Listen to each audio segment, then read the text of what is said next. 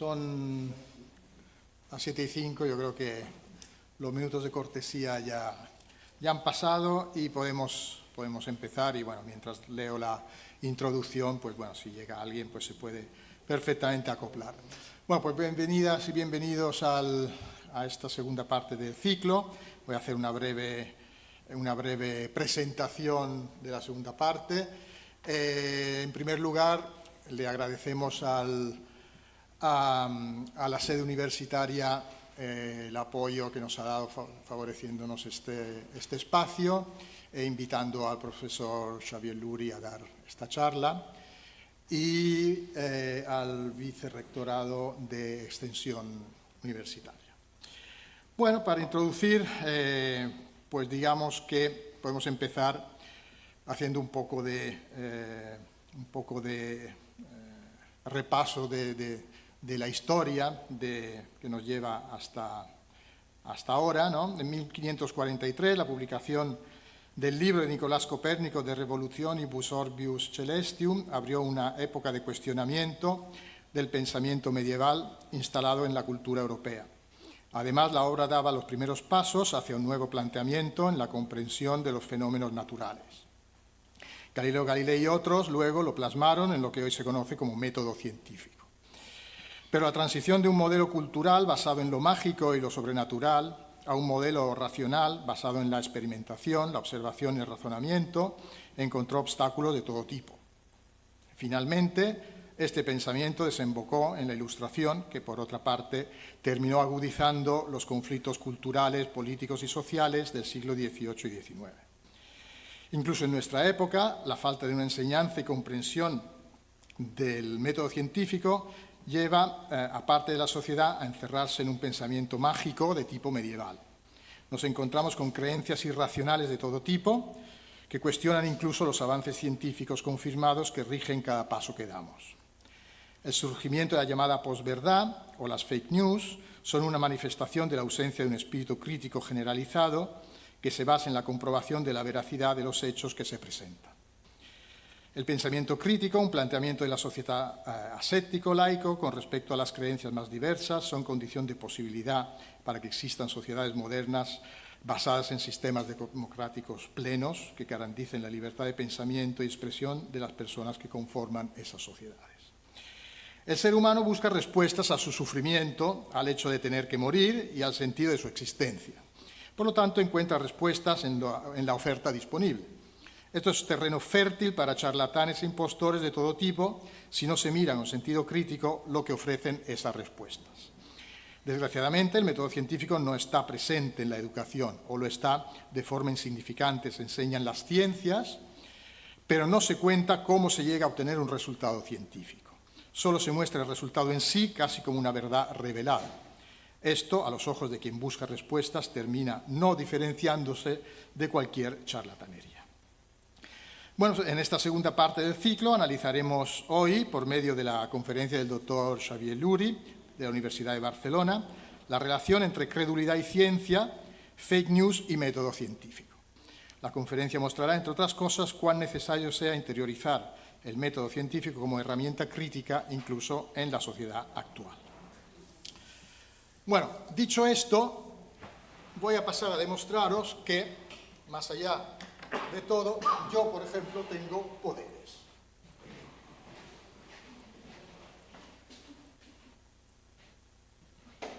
Vamos a coger la bandera de la universidad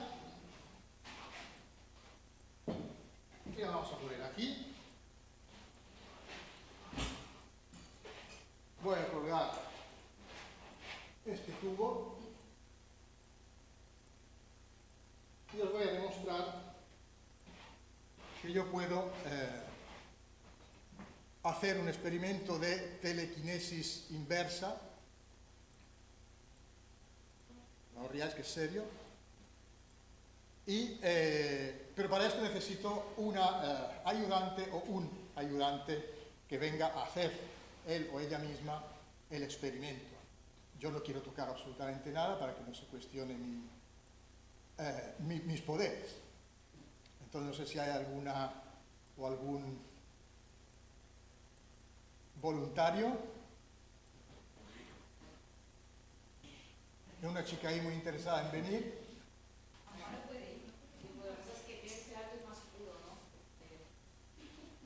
Es independiente. Es independiente. Bueno, vamos a poner aquí. Esto es muy sencillo. Se trata de comprobar de qué manera yo puedo, con mis poderes, detener la caída de un objeto. ¿Vale?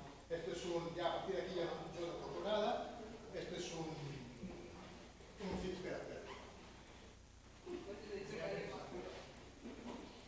este es un cilindro que cabe justo dentro del tubo. Para mayor transparencia, quiero que cualquiera que quiera que mire a través del tubo, por si hay alguna cosa rara o lo que sea, cualquiera puede venir a comprobarlo. Mira tú mismo, mira que está hueco. Está hueco, ¿no? Va. Muy bien.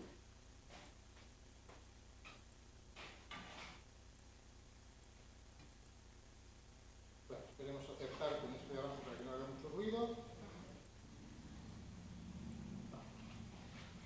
Bueno, pues entonces, primero vamos a ver cómo el cilindro cae libremente por el tubo, ¿vale? ¿Cilindro de qué? El cilindro es, no puedes tocarlo, puedes controlarlo, es un cilindro metálico.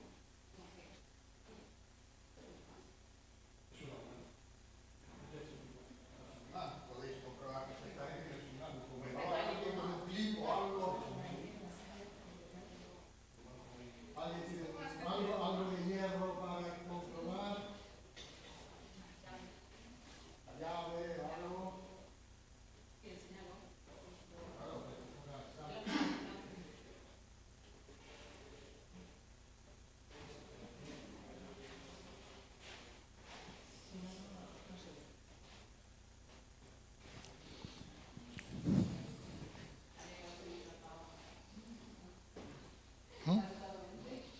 No es ningún imán, ¿verdad? No es ningún imán. Vale, estupendo. Bueno, pues Amparo, lo que no sé si llegarás, porque te lo he puesto muy alto. Vale, vamos a ver que cae libremente sin más, ¿vale? A ver. ¿Vale? Cae a la velocidad normal. Hazlo otra vez para que, por si alguien tiene alguna duda. ¿Vale? Ningún problema, cae perfectamente. Vale, muchas gracias.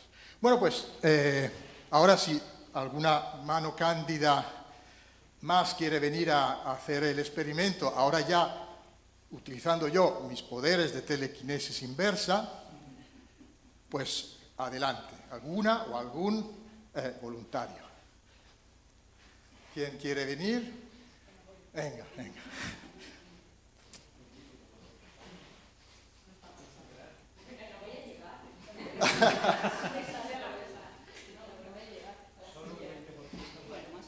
¿Llegas? Bajamos esto. No hay problema. Bueno, sujeta tú la muestra, que no quiero contaminar.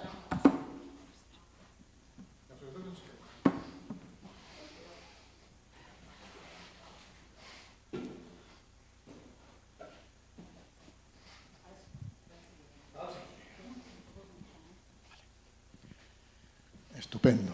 Bueno, pues ahora, por favor, silencio en la sala porque me tengo que concentrar. Yo te digo cuando puedes empezar, entonces voy a concentrarme. Bueno, cuando quieras ya puedes empezar. Voy a intentar detener la caída de este objeto.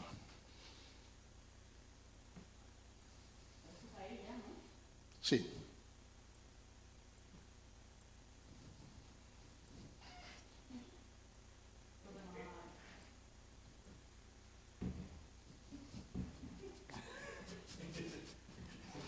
Dale algún golpecito por si se ha atascado. ¿Está atascado arriba? Sí.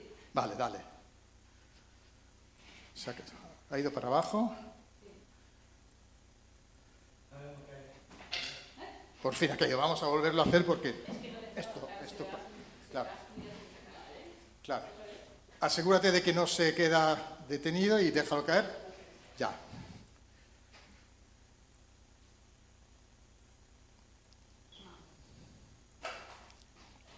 Bien.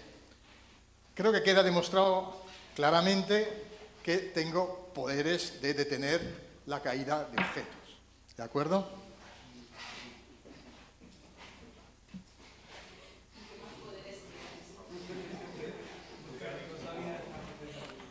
Bueno, le voy a pasar la palabra a Xavier, tras presentarlo adecuadamente, para que desmonte este tipo de situaciones. Ya lo sé. Obviamente hay truco, ¿no? El prestidigitador James Randi, en los años 80, dijo que él iba a dar $1 millón a todo aquel que le demostrara un fenómeno paranormal, pero pudiendo él comprobar todos los pasos que hacía el experimentador paranormal. Obviamente nadie se llevó el $1 millón. Es decir, cualquiera con el adecuado conocimiento puede desmontar cualquier tipo de pseudo poder o de pseudo conocimiento de varios tipos. Bueno, pues voy a presentar a Xavier, así podrá desmontar mis teorías. Xavier Luri es profesor titular en el Departamento de Física Cuántica y Astrofísica de la Universidad de Barcelona, donde imparte clases de física y astrofísica y ha dirigido varias tesis doctorales. Es además director del Instituto de Ciencias del Cosmos de la Universidad de Barcelona. Ha desarrollado su carrera profesional en el marco de las misiones espaciales y en especial de la misión Gaia de la Agencia Europea del Espacio, que creará un mapa en 3D de nuestra galaxia con más de 1.000 millones de estrellas y de la cual fue uno de los impulsores. Forma parte del comité ejecutivo del Consorcio de Procesamiento de Datos de Gaia y actualmente es co-investigador principal del Grupo Gaia en Barcelona. También disfruta divulgando la ciencia como orador, autor de artículos y libros y como miembro del grupo Big Bang Science. Desde 2013 también es fundador de DAPCOM SL, una empresa spin-off de la Universidad de Barcelona y de la UPC, donde participa como asesor científico y comercial. Bueno, pues tienes la palabra. Si quieres utilizar Sí, por favor. el micrófono. Muchas gracias. Primero, muchas gracias por invitarme y por la ocasión de pasar un rato entretenido. Como comentábamos hoy comiendo, para mí esto son unas vacaciones de las responsabilidades habituales y me lo estoy pasando bien. Muchas gracias. Un placer estar con vosotros y con permiso del público prefiero hablar de pie, marca un poco menos de distancia y me siento más cómodo. En fin, hoy mi charla se titula El método científico en la vida cotidiana. ¿Y de qué voy a hablar?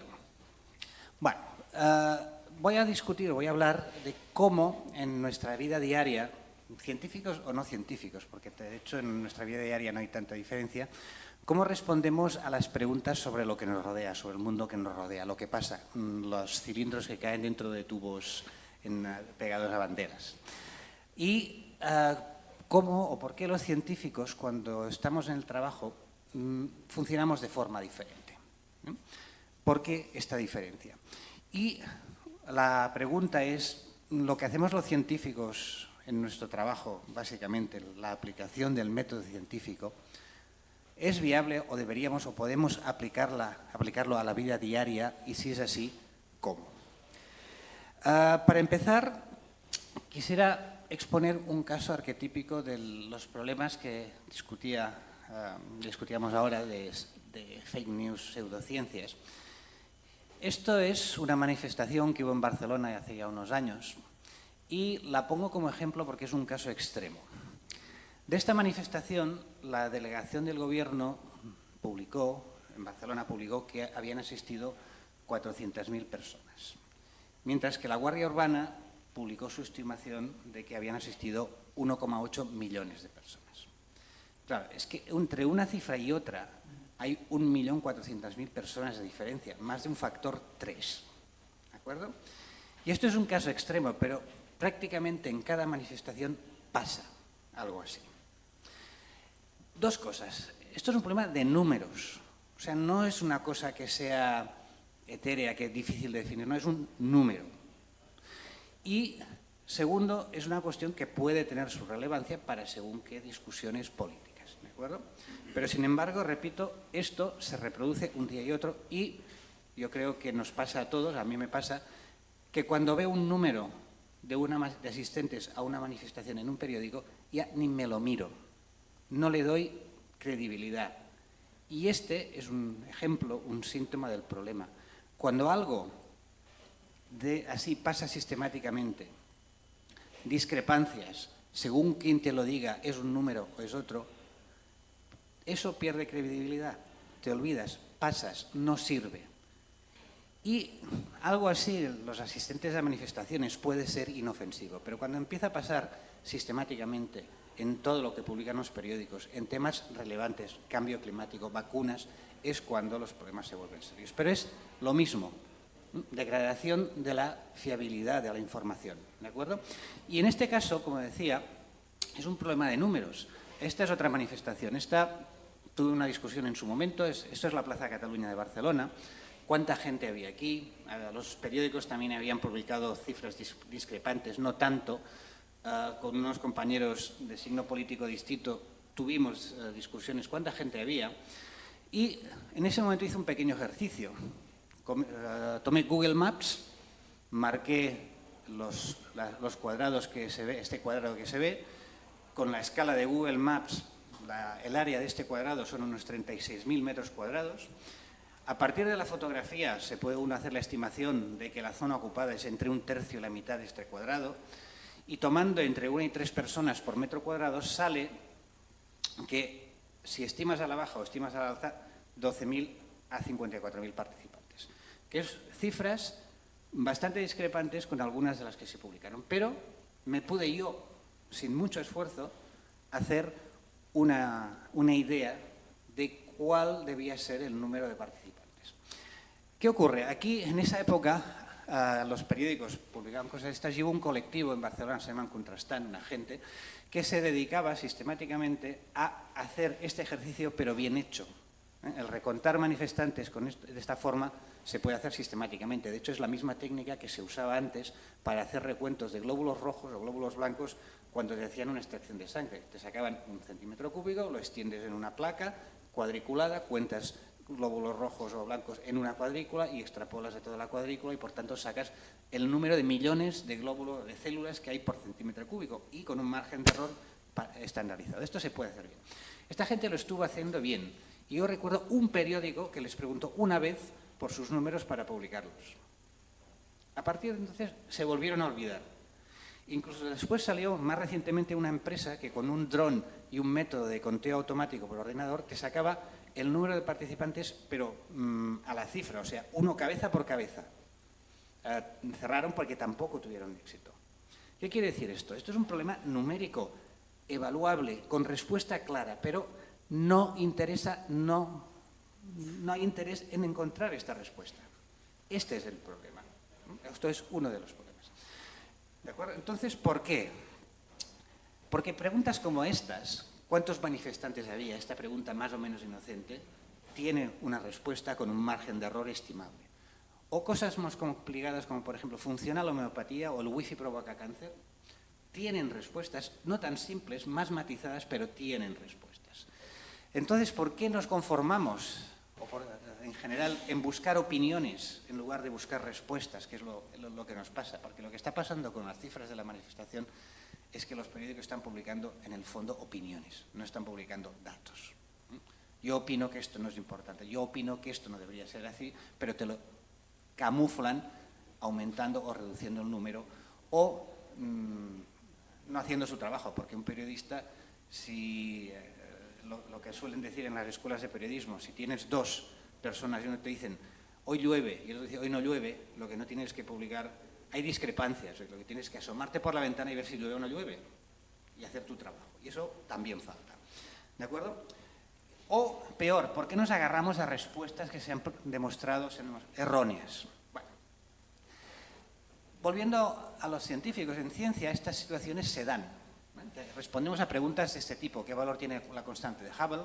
¿Funciona la aspirina para quitar el dolor de cabeza? ¿Las dioxinas provocan cáncer? Estas preguntas se han respondido con un margen de error, pero se han respondido. Y lo afrontamos, este problema, repito, similar al que tenemos en la calle, con una herramienta que se llama el método científico. Y que quede claro que en ciencia la polémica no está ausente. Los científicos, y los compañeros aquí lo saben, nos podemos pelear como el que más por una opinión, o por nuestra teoría favorita, o por nuestra medida favorita de un hecho. Eso pasa. Lo que ocurre, o la diferencia, es que las reglas son, o deberían ser, a veces falla, son claras. Las reglas para decidir qué es lo correcto, cómo, cuánto vale una cantidad. ¿De acuerdo? Y esas reglas hay un consenso compartido por todos. Y eso es algo social muy valioso y que se puede romper en un momento dado. En la Unión Soviética de la posguerra, los que trabajan en biología recordarán que hubo, creo que se llama Lysenko, un biólogo que impuso una visión sectaria, ideológica de lo que era la biología, y la biología rusa no se desarrolló por culpa de esto. Nos puede pasar, somos humanos, ¿de acuerdo? Bueno, vamos a hablar un poquito del método científico, porque lo has mencionado. ¿Qué es el método científico? Y aquí tengo que decir una advertencia. Voy a explicar lo que explicamos habitualmente, que es el método científico, pero lo que voy a explicar es una simplificación. ¿De acuerdo? ¿Por qué lo digo? Bueno, en su momento pues, me dio por estudiar o por leer sobre método científico, qué es, cómo se estudia, y estuve hablando con sociólogos, filósofos de la ciencia, y me resumo el comentario. A los científicos nos gusta este libro, La estructura de las revoluciones científicas, de Thomas Kuhn. ¿De acuerdo? Es un libro que describe de una forma interesante cómo funciona la ciencia. Y hay un esquema, se habla de los paradigmas científicos, el cambio de paradigma. Un paradigma es, por ejemplo, la física newtoniana. Y el cambio de paradigma es cuando la evidencia se acumula y pasas a la física relativista. Bueno, hay una descripción, método científico, de cómo funciona la ciencia, que a los científicos nos gusta, nos encaja, y los que hemos tenido un poco curiosidad nos hemos quedado en este libro, pongamos, ¿de acuerdo?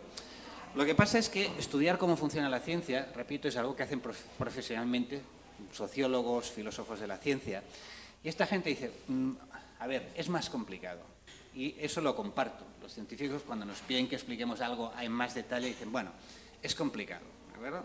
Cuando estudias un fenómeno en detalle, salen las complicaciones. Y lo que me cuentan es que en la descripción de cómo funciona la ciencia es mucho más compleja, mucho más matizada, con muchos factores sociológicos, humanos, que los que contaré ahora. ¿De acuerdo?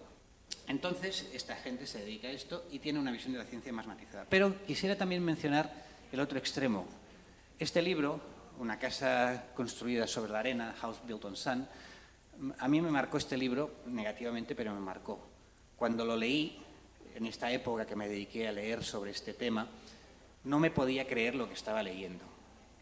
Aquí hay un extracto de... Este libro lo venden y esto es lo que ponen como venta. Es una colección de ensayos y fíjense lo que he remarcado, evidencia que los resultados científicos nos dicen más sobre el contexto social que sobre el mundo natural.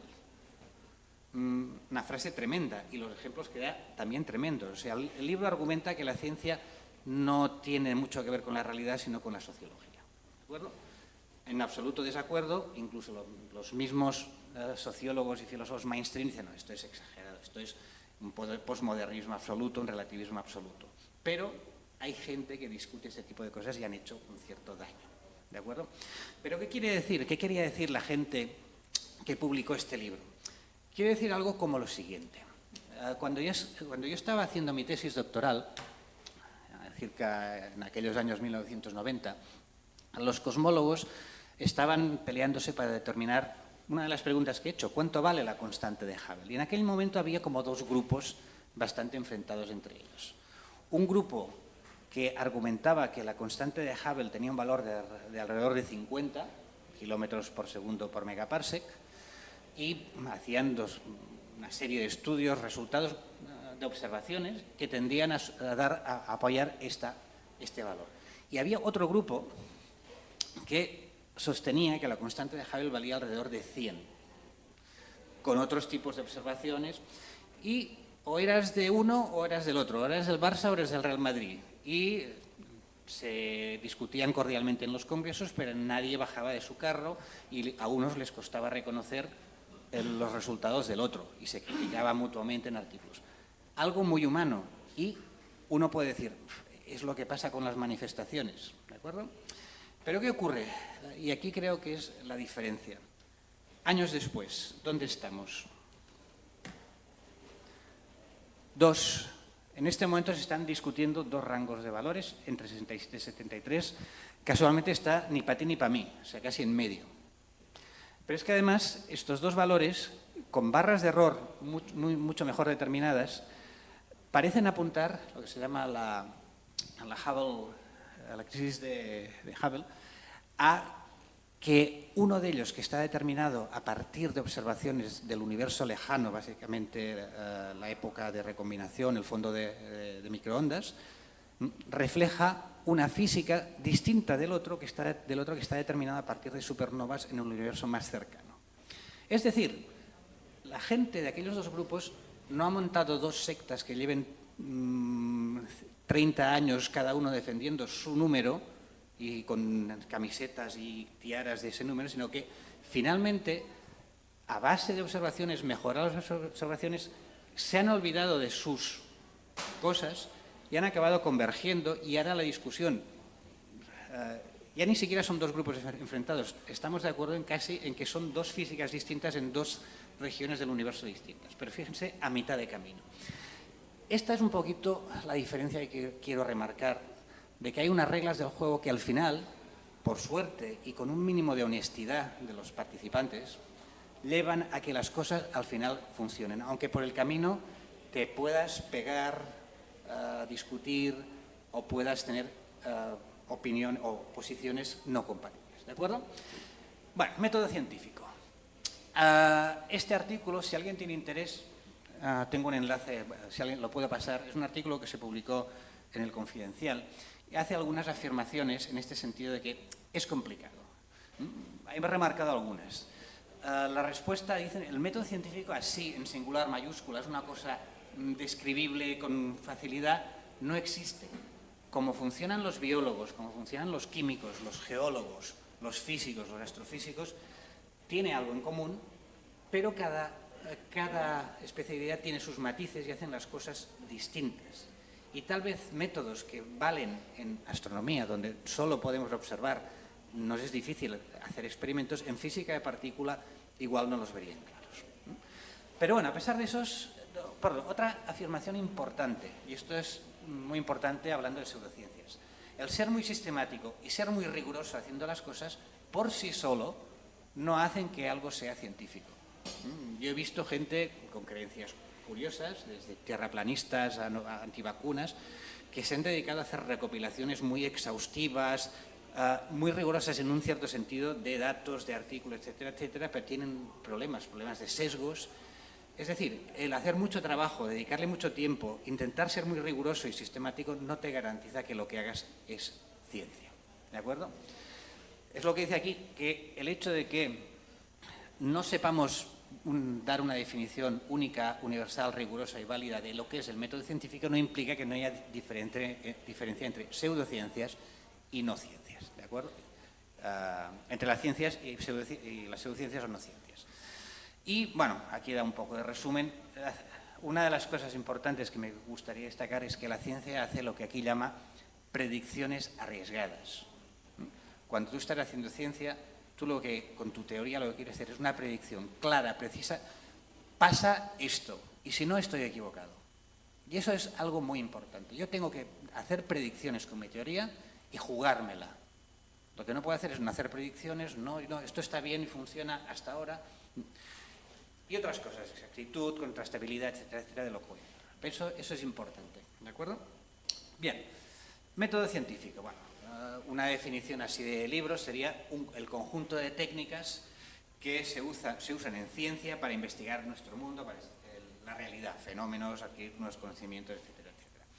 Punto importante, se basa recolección de evidencias empíricas observables y medibles y combinando esto con el razonamiento lógico. ¿De acuerdo? Este es un poco el ciclo que ahora voy a describir.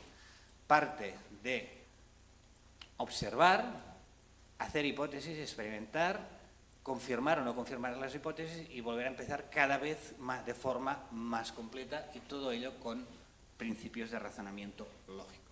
¿De acuerdo? Bueno, este es un resumen más sencillo.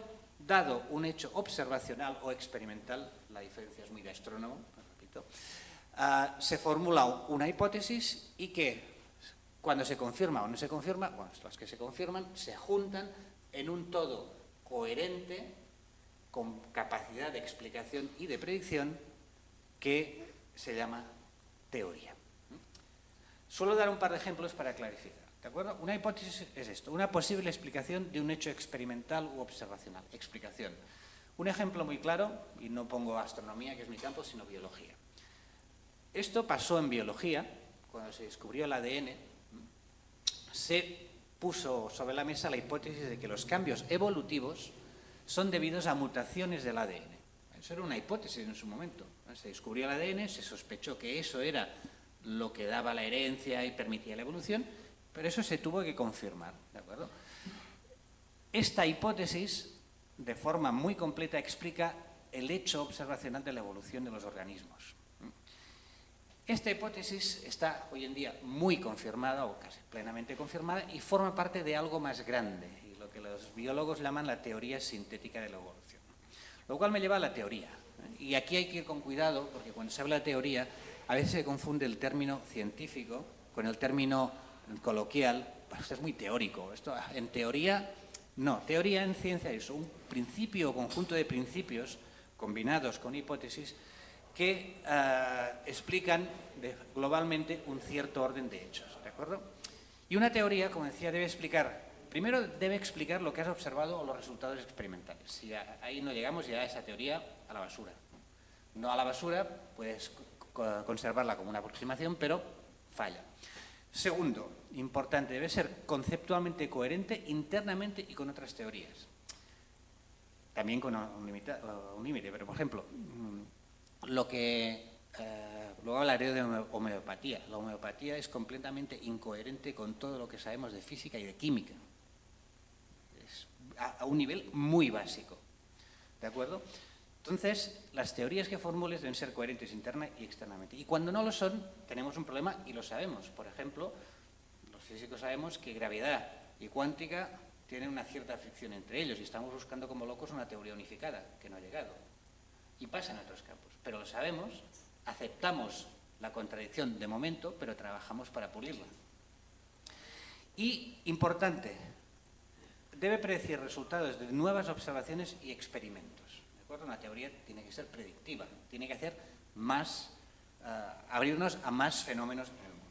¿De acuerdo? Un poquito este es el resumen. Ejemplo, lo que he mencionado, la teoría sintética de la evolución. Y aquí a veces alguien se sorprende de esta distinción que hacen los biólogos. La evolución es un hecho observacional. Se ha observado en datos paleontológicos, en datos genéticos, en datos de poblaciones, embriológicos, filogenéticos y datos experimentales.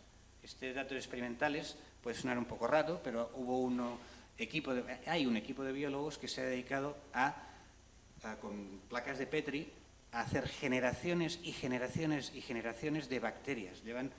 La última vez que miré, llevaban casi 300.000 generaciones. Y a cada generación de bacterias retiran una muestra y miran el ADN.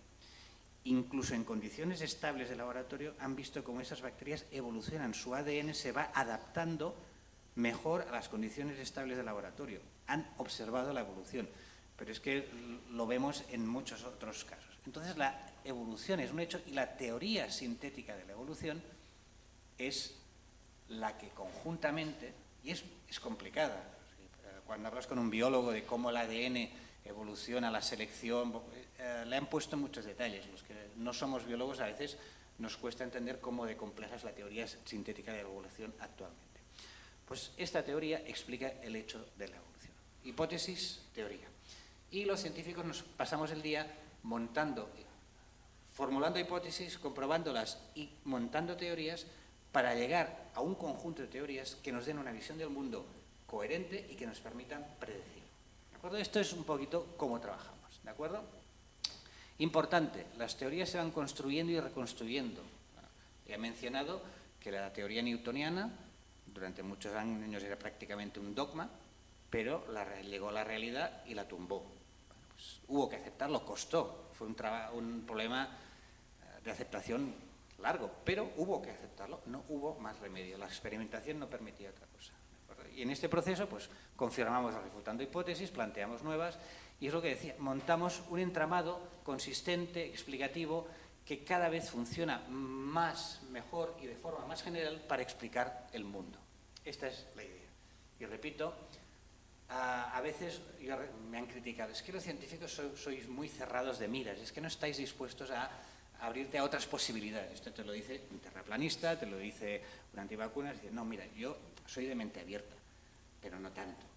Mi norma es la que te digo, tiene que ser observable, verificable, tengo que comprobarlo, y no es que no esté dispuesto a aceptar otras cosas, pero no estoy dispuesto a aceptar cualquier cosa. Ese es el punto. ¿De acuerdo? Vamos a ver un poquito esto. Bueno, aquí tienen un poquito el esquema, observación, recogida de datos, formación de hipótesis, experimentación, se confirma o no, teoría. ¿De acuerdo? Este es un resumen de lo que acabo de decir. Dos conceptos muy importantes en todo este esquema de funcionamiento de la ciencia. Primero, reproductibilidad. Esto es un concepto muy importante. Es la capacidad de que un experimento pueda repetirse en cualquier lugar y por cualquier persona en las mismas condiciones. Es decir, un experimento es científico si es reproducible. ¿De acuerdo? Es importante. Yo puedo hacerlo en el otro lado del mundo con instrumentos parecidos o que yo me pueda haber hecho a los tuyos, y ese experimento me tiene que dar lo mismo que a ti.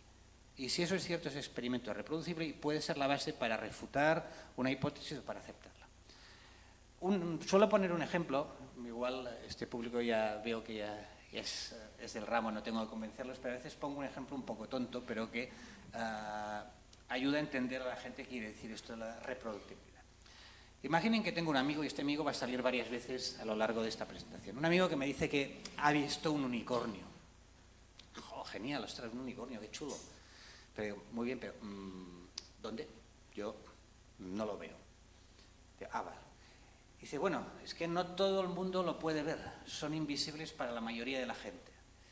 Dice, bueno, vale, puede ser, a ver, estas cosas pasan, pero entonces ¿me puede decir qué gente los ve y qué gente no los ve? Es decir, los de ojos azules lo ven por alguna cuestión genética, o los que son calvos lo ven mejor que los que no son calvos, o las mujeres lo ven y puede pasar. Claro, cuando alguien ya te dice, no lo sé, ellos eligen a quién dejarse. A ver, es una información o una situación que estrictamente hablando va a ser difícil que yo pueda falsificar. Y esto es falso, pero lo que está claro es que no es reproductible. Y esto, que es un poco de risa, un poco obvio, te lo suelen intentar colar en según qué discusiones. Te están diciendo algo que no es reproductible. Entonces, muy bien, igual no te puedo formalmente decir si es cierto o es falso, pero chico, no es científico, no es reproductible, por tanto no es un experimento científico. Aquí la clave es esto es arbitrario. Y entonces, entonces este elemento de arbitrariedad o de indeterminación, vamos mal. Y otro concepto importante es falsabilidad. Y es que uno puede hacer muchas afirmaciones, pero para que una afirmación sea científica, es decir, que pueda entrar en el discurso científico, en este proceso de elaboración de teorías, debe ser susceptible de ser falsada. Es decir, debe haber alguna manera que tú puedas decir, no, es cierta, o si esto pasa, es falsa. Falsabilidad. ¿De acuerdo? Esto implica que para una cierta afirmación yo pueda diseñar un experimento o hacer observaciones que, si dan resultados que son contradictorios a tu afirmación, yo pueda negarla. ¿De acuerdo? Y si no, oye, pues resulta que va a ser cierta, pero yo tengo que tener alguna manera de hacer ese experimento. Volviendo a mi amigo del unicornio, digo, vale, soy un tipo abierto, vamos a darte cancha. Aunque yo no vea los unicornios, una cosa es verlos, pero ¿hay alguna otra manera de detectar esos unicornios? ¿Dejan huellas? A ver, igual no lo veo, pero si yo veo unas pisadas que aparecen en el césped y se van para allí, digo, ostras, las pisadas de caballo, ¿de dónde salen? Sería realmente una observación muy convincente de que algo hay. ¿De acuerdo? Dicen, no, como son mágicos, y vuelan sin tocar el suelo. Vale, bueno, vamos mal. Comen hierba, porque bueno, si no toca el suelo, pero yo veo un manojo de hierba desaparecer de repente, también me vale. ¿Puedo ver si han dejado marcas de mordeduras en algún sitio? Dice, no, viven de la energía mágica. Pero no me rindo. Bueno, en el fondo es un caballo con un cuerno. ¿Qué temperatura tiene este caballo? Porque si tiene una temperatura finita, 38 grados, me va a emitir emisión infrarroja, va a calentar el aire a su alrededor y con una cámara térmica o con sencillamente mirando si hay turbulencia en un día frío, puedo ver que ahí hay algo. Entonces, no, están en una dimensión paralela y solo los vemos con el ojo de la mente. Y ya cerramos, cerramos el chiringuito, nos vamos, porque esta es una afirmación no falsable. Cuando te lleguen a ese extremo, yo, chico, no puedo decirte, si me lo pones así, yo no puedo falsificarte. A cada prueba que te propongo, te sales por la tangente. Por tanto, no es una discusión científica. ¿De acuerdo? Hay que tener cuidado con estas trampas. Bueno, método científico.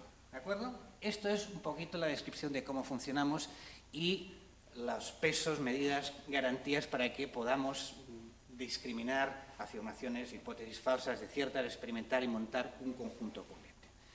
Ahora vamos a volver a la vida diaria, ¿de acuerdo? Entonces, en la vida diaria no funcionamos así. ¿Cómo funcionamos? ¿Cómo razonamos en nuestro día a día? Y todos, nos pasa a todos. Otra cosa es que sepamos conllevarlo, ¿de acuerdo? En la vida diaria, a pesar de que el método científico funciona, ha probado su funcionamiento. Lo siento, pero es que el método científico, por ejemplo, la medicina científica ha salvado millones de vidas. No queremos volver al estado anterior de la medicina científica. Lo siento, no, higiene, antibióticos, no. Pero, a pesar de esto, se publican horóscopos, hay terapias alternativas, los transgénicos dan miedo. No quiero decir que uno tenga que ser favorable a los transgénicos. Hay otros motivos económicos, de diversidad natural, etcétera, etcétera, por los cuales uno puede no querer transgénicos. Pero que te den miedo es una cosa complicada, ¿de acuerdo? Perdón, una cosa un poco irracional. ¿Por qué nos cuesta tanto funcionar? Bueno, los neurólogos y los psicólogos han avanzado mucho en estos temas, han hecho análisis de cómo funciona nuestro cerebro y tienen datos experimentales y modelos que explican en parte esto. Ahora va a aparecer en la pantalla inmediatamente una pregunta y esto es un pequeño experimento. Cuando aparezca la pregunta, muy rápidamente, en el menor tiempo posible, tenéis que pensar la respuesta. Y luego, honestamente, podéis luego cambiar de opinión, pero honestamente decís que habéis respondido mentalmente. ¿De acuerdo? ¿Preparados? La pregunta la leo y cuando acabe de leer, decís. Un lápiz y una goma valen un total de 1,10 €. Si el lápiz cuesta 1 € más que la goma, ¿cuánto vale la goma? Ya. ¿Respuestas? ¿A quién le ha venido en la cabeza 1 € y 0,10? Típicamente en una sala así al 70% de la gente lo que les sale es 1 € y 10, ¿no? 1 € más, tal. La respuesta correcta es esta. Y luego cuando uno tiene tiempo de pararse, sí, bueno, claro, no, es que es 1 € y 1,10 € no es 1 € de diferencia, no cuadra. Pero lo que te sale de dentro normalmente para mucha gente es 1 € y 0,10. Y esto es así porque parece ser que el cerebro tiene como, por razones neurológicas y evolutivas, tiene como dos marchas, ¿no? Dos formas de razonamiento complementario. Una forma que le llaman inferencia rápida, que evolucionó según las necesidades de cuando vivíamos en la sabana, ¿de acuerdo? Está orientada a funcionar rápido en el día a día, decisiones rápidas, moverse tal, y son razonamientos intuitivos que te salen así, no tienes que pensar, y que, a ver, funcionan bastante bien en general, ¿de acuerdo? Y luego está el razonamiento reflexivo, que requiere un esfuerzo consciente y no es inmediato. Claro, ¿qué quiere decir esto? Bueno, si un homínido en la sabana hace 500.000 años, si estaba paseando por allí y oye un ruido de pisadas y unos matorrales que se mueven, no se para y dice, vamos a ver, estamos en invierno. En esta época los leones suelen acampar al otro lado del río. Además, en esta zona no hay gacelas y es raro que vengan por aquí, con lo cual probablemente el ruido que he oído a esas alturas ya se lo han comido. ¿Vale? El razonamiento es, pisadas, matorral, león, me voy de aquí. Es un poquito paradójico lo que cuentan los neurólogos, ¿de acuerdo? Inferencia rápida, reacciones instintivas. Y el otro es el que nos ha llevado a esta sociedad moderna, tecnología, ciencia, donde uno se coge una bebida, se sienta y dice, vamos a ver, y hace un esfuerzo consciente, se cansa y el cerebro lo exprime, ¿de acuerdo? Esto lo llaman sistema 1 y sistema 2, y el sistema 1 nos lleva a conclusiones rápidas que en el día a día suelen ser válidas, ¿de acuerdo? Pero claro, válidas para donde evolucionamos, una sabana, para una sociedad compleja y tecnológica con la que vivimos, es fácil que este modo de razonamiento rápido nos pueda llevar a respuestas erróneas, ¿de acuerdo?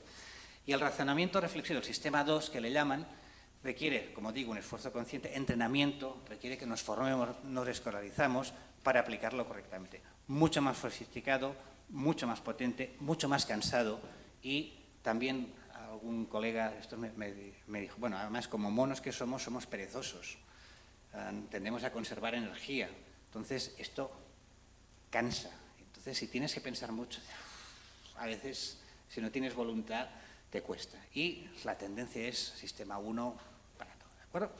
Pues hay que ser consciente. Os recomiendo este libro. Este libro explica muy bien esto de los dos sistemas, pero es que además recoge un montón de lo que se llaman sesgos cognitivos. Y es que este sistema 1 está basado en reglas heurísticas evolucionadas para resolver problemas, pero que tienen muchos sesgos. Es decir, que son razonamientos no válidos. Cuando te paras a pensar con los dices, pues esto no cuadra.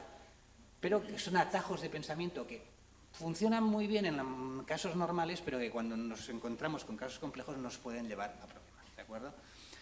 Entonces, una de las primeras cosas que diría es que, debido a esto, si uno se mira todos estos sesgos, cuando me acabé de leer este libro, digo, pero ¿cómo puede ser que funcionemos mínimamente con la cantidad de formas con que nos podemos equivocar? Bueno, hace falta una cierta disciplina para superar estos sesgos. Al final, volveré sobre este tema y lo matizaré un poquito, ¿de acuerdo? Nos hace falta la disciplina del método científico para razonar y seguir adelante de una manera que evite todos estos problemas, ¿de acuerdo? Voy a poner un ejemplo un tanto pintoresco, ¿de acuerdo? Este creo que lo cuenta en el libro y si no es otro libro parecido. Un cocinero que se dedicaba a viajar por el mundo a aprender nuevas formas de cocinar y acabó, creo que era en los Andes, donde había una gente que cocinaba unas tortas, ¿de acuerdo? Y el señor se puso a imitarlos y a hacer tortas y las empezó a hacer redondas. Digo, no, ¿dónde vas? Tortas redondas, por Dios, que si haces tortas redondas vas a causar tormentas muy fuertes. Un poco así. ¿Qué debió pasar? Pues que en su momento, por algún motivo, debieron estar haciendo tortas y debió caer una tormenta tremenda. Y dijeron, bueno, pues alguien relacionó por algún motivo oscuro a las tortas con la tormenta y eso quedó ahí. ¿De acuerdo? Y esto es un ejemplo de sesgo. Correlación no es causación. ¿De acuerdo? Luego lo veremos más. Bueno, y esto que parece un poco así divertido, me tomé un remedio homeopático y me curó el resfriado. No hay relación de causa-efecto. El resfriado no se cura, pero es que ni con medicamentos. El resfriado es vírico y no hay, bueno, igual hay antivíricos, pero el resfriado, con mucho, te tomas una aspirina para que te alivia los síntomas, pero no te lo cura. ¿De acuerdo? Ni homeopatía, ni Bayer, ni nada. El resfriado se pasa. Y lo que suele pasar es que cuando te tomas algo ya estás en la fase de curación del resfriado y te sientes mejor. Repito, correlación no es causación. Esto de correlación no es causación es uno de los sesgos de que habla el libro, hay muchos, luego veremos más en otro contexto. Este error típico es fácil cometerlo usando la inferencia rápida y evitarlo se evita con el razonamiento reflexivo. Y esto es muy divertido. Las estadísticas muestran que comer helados causa asesinatos. Helados. El consumo de helados causa asesinatos y la estadística lo confirma. ¿Por qué? Esto era, creo que era en Nueva York, cuando estudias, cuando aumenta el consumo de helados, aumentan también los asesinatos. Está, o sea, perfecto. O sea, cada año, a la que la gente empieza a comer más helados, empiezan a matar también más. ¿Vale? ¿Cuál es el problema? Correlación no es causación. ¿Qué pasa? ¿Cuándo empieza la gente a comer helados? En verano, que hace calorcito. En Nueva York, con el asfalto. ¿Cuándo empieza la gente a ponerse de mala leche por el calor? En verano, con el calorcito y el asfalto a tope. Por tanto, los helados y los asesinatos empiezan a crecer cuando hace calor, pero uno no tiene que ver con el otro. Y es muy fácil equivocarse. Hay una página web muy divertida que se dedica a buscar cosas de estas y hay estadísticas como esta. Esta es una gráfica que muestra el gasto de Estados Unidos en ciencia, espacio y tecnología y los suicidios por colgarse, estrangulación o ahogamiento.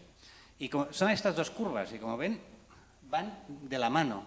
Cuanto más invierte el Estados Unidos en esto, más suicidios hay de este tipo. Clavado. ¿De acuerdo? Incluso con las curvitas de subida y de bajada. Obviamente, correlación no es causación. Por algún motivo pasa a la vez, pero no es lo mismo. Y este otro también es divertido, es el número de lanzamientos no comerciales, espaciales no comerciales con los doctorados en sociología. Aquí la correlación es magnífica, o sea, es muy chula. Esta página está llena de correlaciones de este estilo, ¿de acuerdo? Y es un poco para demostrar que dos cosas pasen a la vez no siempre significa que una cause la otra, ¿de acuerdo? Esto está muy engranado en nuestro cerebro. También cuentan un experimento que hicieron con palomas. Era un experimento donde había una palanquita, el típico experimento, pones una paloma, una palanquita, si la paloma le da la palanquita cae algo de comida y la paloma se pone muy contenta. Observaron que de vez en cuando pasaba que la paloma, antes de darle la palanquita, había hecho un pequeño baile, ¿no? Había hecho y le daba la palanquita, salía la comida. Ostras, la paloma se quedaba con la copla y a partir de ese momento, cada vez que apretaba la palanca, antes hacía el baile y le daba la palanquita y salía la comida. La paloma se había quedado con que el conjunto daba la comida, ¿de acuerdo? Y esto, que es divertido en animales, les pasa a los futbolistas. Los futbolistas, antes de salir al campo, tienen que tocar la hierba o dar un beso a una medalla. Es algo muy innato que nos sale por algún motivo. Si no tocan la hierba, ostras, he tenido un mal partido. Ya, correlación es causación. Pues igual ha tenido un mal partido porque no había dormido, pero le ha parecido que si no tocaba la hierba iba a hacer un mal partido. Tenemos la misma estructura que las palomas en muchos sentidos. ¿De acuerdo? Vale, primer problema, ¿de acuerdo? Nuestro cerebro tiene dos marchas y una de ellas es muy directa y se salta, a veces se tira por el barranco. Otro problema, yo diría que igual o más grave, y es que el papel que juegan las emociones en el establecimiento de las creencias o a la hora de intentar razonar. Y esto es, no, diría que casi más importante, porque lo anterior, con un poco de esfuerzo, puedes ser consciente de tus sesgos. Esto, como discutir ahora, es más difícil. Y es que nuestros cerebros no son una herramienta racional, no es algo diseñado, es algo que ha evolucionado, y en este proceso de evolución, esta evolución ha tenido lugar en un contexto social, de interacción en grupo. La supervivencia de los humanos no ha sido algo puramente individual. Hemos prosperado en buena parte porque formábamos grupos coherentes y que conjuntamente cazábamos, recolectábamos, vivíamos. ¿De acuerdo? Entonces, debido a esta evolución, para cuando estamos dispuestos o no dispuestos a adoptar un punto de vista, una creencia, lo que piensen los demás juega un papel muy importante. Esto ahora comentaré algunos ejemplos, pero creo que es obvio para todos. Recomiendo este libro. No he encontrado una traducción. ¿Por qué todos somos unos hipócritas? y viene a decir básicamente esto. Cuando estamos en grupo, nuestras opiniones, nuestras ideas, cómo pensamos o cómo las expresamos, están fuertemente condicionados por lo que digan, expresen los demás. Y esta dinámica de grupo, también tiene efectos muy, muy, muy importantes en lo que pasa hoy en día, en las opiniones, y más multiplicado por 10.000 por las redes sociales, que esa es otra cuestión, ¿de acuerdo? Entonces, volvamos a mi amigo de los unicornios, ¿de acuerdo? Un amigo muy amigo, me lo quiero mucho, no quiero hacerle daño. Además, si se enfada conmigo, no vendrá a cenar y yo me lo paso muy bien cenando con él. ¿Qué le diríais de estas dos opciones? Mira, es que me estás diciendo esto del unicornio, pero es que no hay pruebas, tío. Es que me parece que lo más probable es que o te has tomado algo o tienes un problema mental. Esto sería honesto e incluso razonable. Si mi amigo ve unicornios, le está pasando algo, tengo que llevarlo al médico. Porque algo le pasa. O a no ser que me lleve mucho tiempo tomándome el pelo, pero bueno, eso es otra cuestión. O le puedo decir, mira, chico, no veo los unicornios ahí, pero soy de ideas abiertas y voy a aceptar la posibilidad de realidades alternativas. Esta es una postura muy cómoda, muy hipócrita y muy mayoritaria. Cuesta mucho a un amigo, a un familiar, decir, te estás equivocando, incluso en cosas obvias. Y la gente, es que, bueno, supongo a todos nos ha pasado, que a alguien le has dicho, te vas a estrellar, no hagas esto, y se enfada contigo, se estrella y luego se vuelve a enfadar contigo porque se lo habías dicho. ¿Vale? Esto cuesta, ¿de acuerdo? Y este es un ejemplo un poco extremo, pero vamos a un caso pseudociencias, y lo siento por la homeopatía, pero bueno, tenía varios ejemplos a mano, también en la astrología os puedo contar lo que queráis, ¿de acuerdo? Pero tenía a mano homeopatía. ¿Puedo convencer a un usuario, y esto tuve que hacerlo en un curso, ¿de acuerdo? A un usuario de la homeopatía, que la homeopatía no funciona basándome en la abundante evidencia científica? ¿De acuerdo? ¿Puedo? Bueno, entonces en su momento yo hice este ejercicio. Encontré este informe, es del Ministerio de Salud australiano, pero bueno, hay un equivalente en el Reino Unido y lo que no he encontrado alguno aquí, pero posiblemente algo haya, ¿de acuerdo? Y, ¿qué problema tenía el Ministerio de Salud australiano? Un problema muy básico. Me voy a gastar dinero y quiero gastarme dinero en cosas que funcionen, porque no tiene sentido gastarme dinero en cosas que no funcionen pensando en la salud de la gente. Hizo un estudio, revisó 225 trabajos sobre la homeopatía antes de llegar a un posicionamiento oficial. Está disponible en esta web. Y estas dos frases son lapidarias, ¿de acuerdo? En base a la evaluación de la evidencia de la efectividad de la homeopatía, el Ministerio concluyó que no hay problemas médicos para que los que exista evidencia fiable de que la homeopatía sea eficaz. Contundente y claro.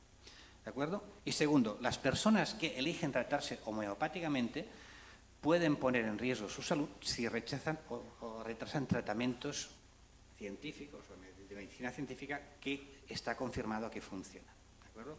Igual os viene a la cabeza Steve Jobs, el de Apple.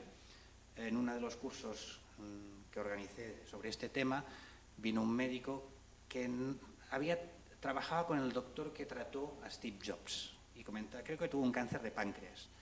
Y dice que Steve Jobs, cuando le diagnosticaron el cáncer, retrasó el inicio del tratamiento, creo, unos 3 meses, por intentar un tratamiento alternativo, y esos 3 meses fueron los que marcaron la diferencia y se murió de cáncer. Lo siguió de primera mano porque su colega estaba tratando a Steve Jobs.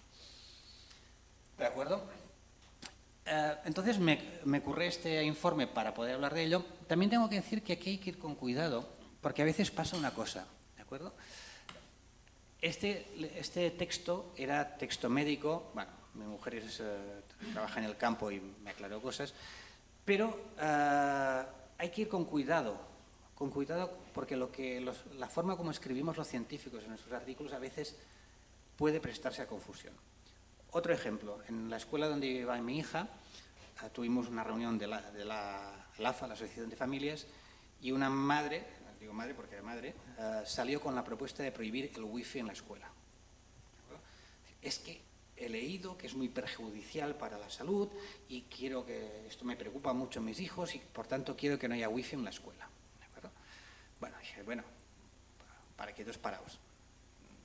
Yo te aseguro, porque como físico puedo decirte que las radiaciones no ionizantes del wifi no van a provocar mutaciones, pero deja que te lo mire y te lo cuento.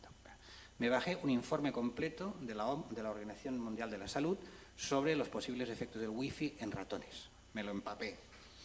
Y al final me quedé un poco así porque había una frase diciendo, en este momento no podemos asegurar completamente o no podemos excluir completamente que el wifi pueda tener algún efecto. Entonces me leía en detalle lo que habían hecho. ¿Qué habían hecho? Habían cogido ratones de laboratorio y los habían sometido a un nivel de intensidad de radiación de wifi brutal y durante no sé cuánto tiempo y no habían observado nada. Y comentaban, bueno, lo que nos faltaría es un experimento donde tengamos estos ratones 20 años con este nivel de radiación y ver si pasa algo. Claro, primero, no habían tenido tiempo de los 20 años y además los ratones se mueren antes de los 20 años. Pero vamos, como científicos honestos, te decían, estos son los límites de mi experimento. He llegado hasta aquí. Y entonces, honestamente te decían, me queda una pequeña puerta abierta. Lo que ellos consideraban una pequeña puerta abierta para cualquier efecto práctico de la vida real es, el wifi no provoca cáncer. Pero hay que ir con cuidado porque alguien se puede coger esta frase y decir, los científicos están diciendo que puede haber cáncer. No, no te estoy diciendo eso, te estoy diciendo que con los experimentos exhaustivos no he encontrado nada, pero que no he hecho este experimento todavía. Pero no hay ningún motivo, ni físico ni médico, para pensar que eso sea así. ¿De acuerdo? Entonces, como decía, con mi informe de wifi o con el de la homeopatía, ¿puedo convencer a alguien de que la homeopatía no funciona basándome en la evidencia científica? Spoiler, no. Pero bueno, podría, pero para hacerlo tendría que... La persona en cuestión tendría que aceptar que la gente que le ha vendido el producto o está muy equivocada, profundamente equivocada, o que le está engañando. Es decir, si yo voy a mi farmacéutica de toda la vida, o al farmacéutico, el Pepe, que es de la farmacia, y el Pepe me vende un medicamento, no, un producto homeopático por 50 euros, y me está diciendo que eso no funciona, ¿qué pasa? ¿Que el Pepe no se entera o se me está quedando los 50 euros por el morro? Es complicado aceptar esto, uno. Segundo, posiblemente tendrá que justificarse entre sus amistades, su familia, porque estas cosas no van aisladas. Si tú eres muy de homeopatía, sueles tener un círculo alrededor que también lo es. Tendrás que decir, oye, que he cambiado de idea, que lo que estáis haciendo es una tontería. Cuéntale eso a tu familia directa, a tus amigos. Eso rompe vínculos. Y también tendrá que aceptar, y a veces cuesta, que se ha equivocado, que he estado 3 años tomando homeopatía, gastándome 50 euros al mes, y que todo esto ha sido una tontería. Cuesta aceptar el error, etc. Esto es difícil, y por eso cuesta tanto hacer cambiar de opinión a la gente. ¿De acuerdo? Nada, esto es fácil y agradable. Voy a contaros un caso extremo. ¿Vale? Esto es un libro y va sobre lo que se llama disonancia cognitiva, que es básicamente cuando tus ideas no cuadran con la realidad. Este cuenta un caso muy extremo de unos sociólogos que estudiaron una pequeña secta que vivían en una casa en Estados Unidos, no sé en qué estado por allí, pero bueno, y que eran una pequeña secta que estaban convencidos de que estaban contactando con extraterrestres a base de una técnica que se llama escritura automática, básicamente. Yo en su momento, hace muchos años, lo probé. Tú dejas la mano muerta con un bolígrafo y si te autosugestionas lo suficiente, la mano empieza a escribir cosas, ¿no? Entonces la líder recibía mensajes de los extraterrestres que le anunciaron que el mundo se acababa a las 12 del mediodía de no sé qué día, ¿de acuerdo? Y sí, un grupito pequeño, pero muy convencido, pues estaban convencidos que ese día se acababa el mundo. Entonces, ese día, los sociólogos con ellos, allí observando discretamente, salieron al campo y estuvieron a las 11:30, las 11:45, llegan las 12, las 12:05, no se acaba el mundo, bueno, igual no era hora de Nueva York, igual era hora de California, la 1, las 2, al cabo de unas horas ya parecía obvio que el mundo no se había acabado y se volvieron a su casa. Ante algo tan drástico, una disonancia cognitiva entre lo que tú crees y lo que ves, hay 3 posibles reacciones. La primera, aceptarlo y cambiar tus creencias, con todas las dificultades que eso supone de aceptación a tu alrededor, ¿de acuerdo? Unos pocos lo hicieron, dejaron la secta, se fueron. La tercera, doy el salto, ignorar o negar la información conflictiva. Claro, en este caso, ignorar que el mundo no se había acabado era como complicado, ¿no? O sea, no era una opción. Y lo segundo, justificar las creencias. ¿Qué pasó? Pues la líder de esta secta volvió a poner la mano y resulta que los extraterrestres, en un arrebato de piedad, pues habían perdonado al mundo y habían dado más tiempo. Y la secta siguió un tiempo más. Esto, que es un caso extremo, todo lo hemos hecho, a la gente le va a hacer negar la evidencia. Hay gente que se niega a la evidencia, es que es palmario. Hay gente que justifica sus creencias, busca excusas, es humano, ¿de acuerdo? Y aquí el problema es que en temas que son emocionalmente o socialmente neutrales, normalmente no nos ponen en cuestión la evidencia científica. A ver, a mí nadie me ha venido a discutir en la calle, oye, que ¿tú por qué dices que la constante de Hubble es 73, tío? No. Les da un poco igual. O ¿por qué Próxima Centauri está a tal distancia y no a tal otra? No me lo suelen discutir, porque es emocionalmente y socialmente neutral. Pero cuando hay temas que no son neutrales en este tema, en el fondo, cuando discutes con alguien de un tema de estos que tocan la fibra sensible, el problema es que la discusión no es sobre ciencia, ni sobre experimentos, ni sobre literatura. Aquí los científicos nos equivocamos. Tenemos, por cómo trabajamos, tenemos el convencimiento de que vamos a ir a un sitio, vamos a poner una pila de artículos sobre la mesa y 2 experimentos y la gente va a decir, ostras, tenéis razón. Y no funcionamos así. Fuera del laboratorio, fuera de las... ¿De acuerdo? La gente no funciona. Cuando tienes una discusión con alguien en la calle, no en un congreso, o incluso a veces en un congreso, estás discutiendo de emociones, de creencias. Y a veces esas creencias son la estructura misma de la vida de esa gente. Si alguien está a tope con el Reiki, ¿no? Pues esa suele ser una parte tan integral de su vida, por sus amistades, por cómo se monta su día a día, que discutirle eso es discutirle la vida a esas personas. Y eso es muy difícil. Y eso es lo que a veces nos cuesta entender, de que le estás discutiendo la vida a esas personas. Y a veces somos contraproducentes a base de dar más datos y más datos, más datos, la gente se cierra, negar la evidencia o cuestionar la evidencia, ¿de acuerdo? Es lo que digo, aunque pongas una pila, cuesta. Y el cambio climático es una de ellas, o sea, viniendo al coche discutíamos de cambio climático. Hoy en día, fijo, ya hay cambio climático, pero hay gente que lo discute. Y una nota a pie de página, lo mismo. En ciencia, por lo contrario, cuando en un congreso o en una sala o con amigos discutimos de un tema, las discusiones suelen ser, mayoritariamente, a veces también hay una parte emocional, sobre datos, sobre validación o lógica. Esa es la diferencia. Cuando un científico discute de ciencia, suele ser sobre esta base. Cuando tenemos una discusión en la calle, muy probablemente sea a lo mejor con algo de esto, pero muy principalmente con una base emocional o social muy considerable. Y cuidado, porque hay un tema más que hoy no toca, y es cuando todo esto viene alineado, viene agravado por cuando hay intereses económicos. Porque entonces a veces a todo esto se le suele añadir una campaña dirigida, consciente, estructurada y bien pagada para evitar que según qué ideas enraícen. Y esto, por ejemplo, también en su momento estuve buscando, las tabacaleras sabían perfectamente en los años 60 que el tabaco está fuertemente relacionado con el cáncer de pulmón. Pero a pesar de ello, promocionaron películas de Hollywood con tabaco, hicieron campañas publicitarias y financiaron estudios que ponían en duda o que hacían dudar de esa correlación, ¿de acuerdo? Y atrasaron, hasta muy recientemente, el que se tomasen medidas efectivas contra el tabaco. O que el plomo como aditivo de la gasolina fuese perjudicial. El que lo promocionó enfermó de esto, o sea, tenía que saberlo que el plomo era perjudicial. Pero el plomo se retiró de las gasolinas no hace tanto. El cambio climático, salió hace poco, hace un año, un informe que tenían las compañías petroleras que hablaba de la posibilidad de que la emisión de dióxido de carbono llevase a cambio climático. Lo tenían un científico en plantilla. Y ahí sigue. Y ahora están pagando informes que cuestionan. Claro, esto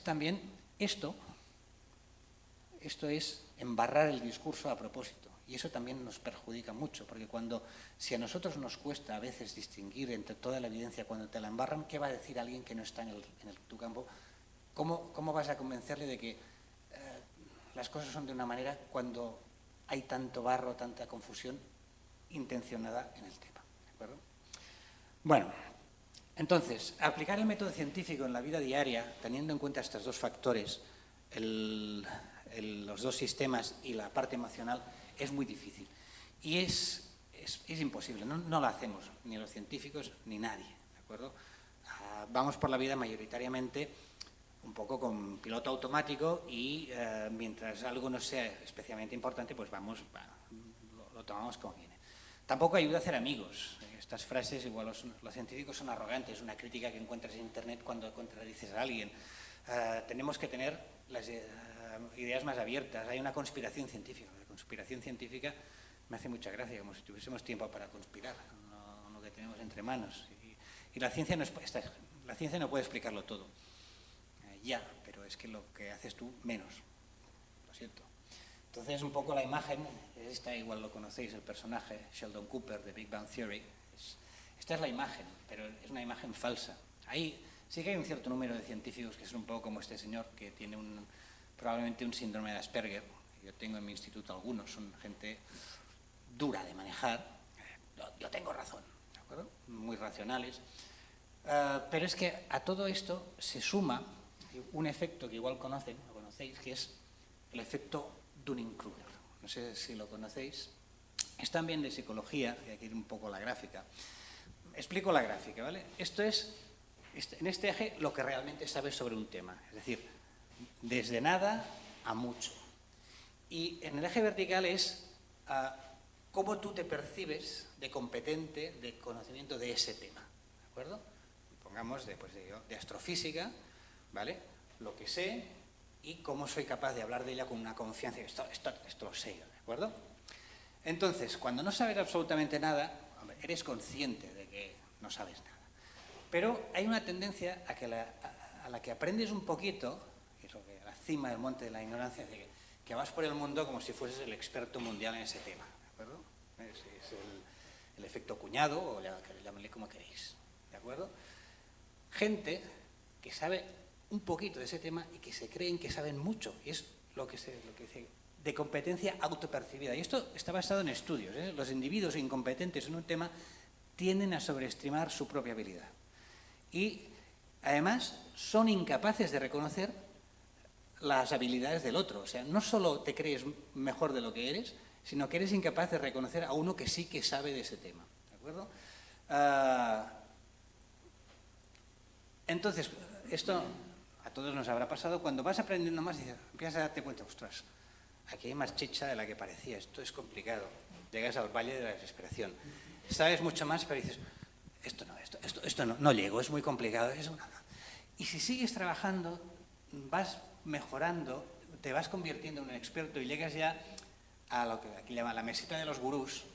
Y es esa típica gente que nos ha pasado a todos en algún congreso y yo, ostras, este lo sabe todo, o sea, y son gente que no habla, ¿no? Y de repente alzan la mano y dicen, esto es así. Y entonces todo el mundo dice, joder, pues es verdad. Los gurús, ¿de acuerdo? Entonces, lo que nos pasa mucho en el discurso público es que vas a tener que discutir con gente aquí. Y lo que dice aquí, son incapaces de reconocer la habilidad de otros. Otro obstáculo para poder discutir, ¿de acuerdo? Pero bueno, el método científico es el método más potente que tenemos para estudiar el mundo. Ha probado su fiabilidad, funciona, permite entender el mundo, hacer predicciones. Y ha producido, medicina, tecnología, espacio, lo que queráis. Todo eso no viene del pensamiento mágico ni del pensamiento metodológico, viene del método científico. Hay que decirlo. O sea, cuando uno ha hecho algo bien, hay que decirlo, oye, pues los científicos podemos ser como seamos, pero hemos hecho todo esto. Supéralo. Pero supéralo a tu manera. Porque aquí un problema es que uno puede decir, bueno, yo creo en esto y ignoro la ciencia. Vale, es una posición. Yo creo en esto, pero no quiero aceptar el método científico ni lo que dice la ciencia. De acuerdo. ¿Vale? Pero entonces renuncia a todo lo que supone el apoyo de la ciencia. Hay mucha gente que cuando intenta justificar algo dice, no, es que hay un estudio científico que yo he visto que me dice que no sé qué, o esto se podría explicar a partir de la teoría cuántica. No, aquí están haciendo trampa. Si quieres aludir a la ciencia para justificar tus posiciones, hazlo completamente, con todas las reglas de la ciencia. Y la ciencia muchas veces te dice, no, eso no funciona, esto no funciona, esto no funciona. No cojas excusas para poner la validez de la ciencia, cómo funciona la ciencia, como si estuviese detrás de lo que dices. No, o sí o no. ¿No aceptas la ciencia? Pues no la uses para nada. Y si la aceptas, acéptala con todas las consecuencias. Esto es una trampa muy frecuente, ¿de acuerdo? Casi para concluir, es decir que no, el problema no está... Aquí estamos planteando como si este problema fuese ciencia contra pseudociencias. Y me temo que el problema es mayor, ¿de acuerdo? ¿Por qué? Bueno, este problema que tenemos los científicos con las pseudociencias es una manifestación de un problema más general. ¿Cómo narices pueden unos homínidos que han evolucionado en la sabana funcionar en el complejo mundo moderno? Os recomiendo también este artículo del País que habla de los sesgos cognitivos en el voto. Votamos de forma absolutamente no racional, a veces incluso contra nuestros propios intereses. ¿Por qué? Porque estamos sometidos... Esto es una lista de sesgos, y bueno, hay un montón, alguno lo comentaré. Pero básicamente esto, cuando decidimos cómo votar, estamos sometidos a toda esta lista de sesgos. Y lo malo es que hay expertos en aprovecharse de estos sesgos para hacernos votar de una cierta manera. A mí me gusta destacar el coste recuperable. Coste recuperable es cuando has invertido mucho en algo, he invertido 1 millón de euros en hacer este edificio y no he pasado de los cimientos. La tendencia es decir, bueno, es que voy a seguir invirtiendo porque ya que he invertido, lo más racional es decir, bueno, si llevo 1 millón de euros y no he llegado ni a hacer los cimientos, algo va mal. No inviertas más porque lo vas a perder. Con el voto nos pasa lo mismo. Nos cuesta mucho cambiar de voto si llevamos muchos años votando a la misma gente. Y aguantamos cosas de según qué políticos que no deberíamos aguantar. Por ejemplo, y como esto es un montón, el efecto halo, el sesgo de confirmación. El sesgo de confirmación es, tenemos una manera de pensar que solo hacemos caso de datos o publicaciones que afirman nuestras ideas. Esto nos pasa a todos. Lees un artículo que te lleva a la contraria, te está empezando a poner nervioso y tienes ganas de dejarlo. Pero igual es el artículo que tendrías que leer porque te está diciendo cosas que no te gustan que pueden ser verdad. En cambio, lees el artículo político, que lo hace gente de tu ramo, y dices, ¿qué razón tiene? No es como los otros pueden no verlo. Bueno, sesgo de confirmación. ¿De acuerdo? En fin, un montón. ¿De acuerdo? Esto me lo salto para un caso de lo que decía a veces. Esta manipulación de estos sesgos es intencionada y nos lleva a votar o a que condicionen nuestro voto. ¿De acuerdo? Este es otro libro también, lo mismo. Sesgos cognitivos y sus efectos en nuestras acciones económicas. Y como esto, más allá de acciones individuales, condicionan la estructura de mercado y finanzas. Uno que destaco de aquí es la aversión al riesgo y la querencia por el beneficio. A veces el libro pone ejemplos donde sería razonable asumir un riesgo porque la posibilidad de ganar es muy grande, pero tenemos aversión a perder una cierta cantidad de dinero a pesar de que el potencial beneficio es muy grande y preferimos invertir el mismo dinero en algo mucho más seguro pero que nos va a dar un rendimiento mínimo. Y esto también vive en los bancos. Cuando te dedicas, sabes cuándo arriesgarte y cuándo no arriesgarte y sobrellevar este sentimiento de, me voy a arriesgar. Pero si decidimos un poco rápido, a veces no nos arriesgaremos cuando deberíamos arriesgarnos. Resumiendo, los unicornios existen. Son gordos, grises y los llamamos rinocerontes. ¿Vale? ¿Qué quiero decir con esto? Pues que la realidad no tiene por qué ser ni bonita, ni fácil, ni adaptarse a nuestros prejuicios. ¿De acuerdo? Entonces, hay que aceptarlo. Lo que pasa es que esto cuesta. Y cuesta por los dos motivos. Por cómo pensamos, por el condicionamiento emocional, social, etcétera, etcétera. ¿De acuerdo? Entonces, el método científico, yo creo que está más que probado que funciona, ¿de acuerdo? Es efectivo y evita en buena parte las limitaciones de nuestro intelecto. ¿De acuerdo? Y, sobre todo, al menos de momento, nadie ha planteado una alternativa que lo haga mejor.